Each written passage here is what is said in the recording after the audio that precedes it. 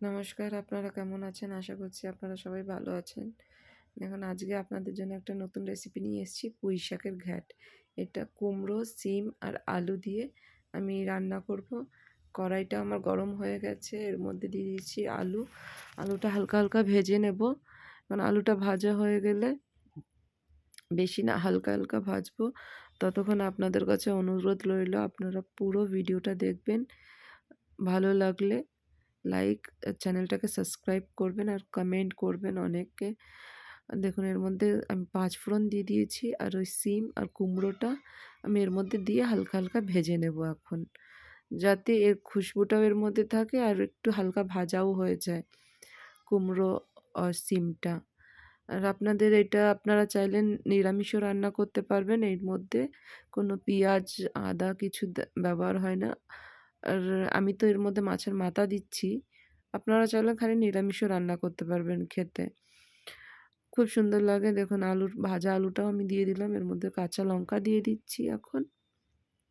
মাঝখান দিয়ে কেটে, কেটে রেখে দিয়েছিলাম কাঁচা লঙ্কাটা। আর এখন আমি এর মধ্যে দিয়ে দিচ্ছি পুঁই শাক। পুঁই শাকগুলো আগেই ধুয়ে রেখে দিয়েছিলাম আমি। কত সুন্দর লাগছে পুঁই শাকগুলো একদম সবুজ, সবুজ। একটু হলুদ আর একটু নুন দিয়ে দেবো পরিমাণ মতন। আপনারা আপনাদের পরিমাণ মতন কতটা নুন খান সেই হিসাবে আপনারা নুনটা দেবেন।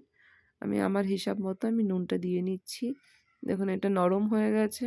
এখন এর মধ্যে একটু জল ঢেলে দেবো সেদ্ধ হওয়ার জন্য। জল ঢেলে ঢাকা দিয়ে দিচ্ছি। হ্যাঁ, কিন্তু আরেকটা কথা আপনাদের বলবো দেখুন কত সুন্দর লাগছে। এটা যখন ভাজা হয়ে যাবে মানে ঘাটটা রেডি হয়ে যাবে, নামানোর আগে আপনারা একটু ভাজা মশলা যেমন জিরে গুঁড়ো, ভাজা জিরে গুঁড়ো আপনারা ওইটা ব্যবহার করতে পারবেন এর মধ্যে। আমি কিন্তু এটা ক্লিপটা নিতে ভুলে গেছিলাম, যার জন্য আমি ওইটা দেখাইনি। আপনারা দিয়ে দেবেন। এই সময়টা আমি ক্লিপটা দিয়েছিলাম, নিতে ভুলে গেছিলাম। দেখুন মাছের মাথা নিয়ে নিয়েছি আর এর মধ্যে মাছের মাথাটাও আমি দিয়ে দিয়েছি। একটু চিনি দিয়ে দিয়েছি।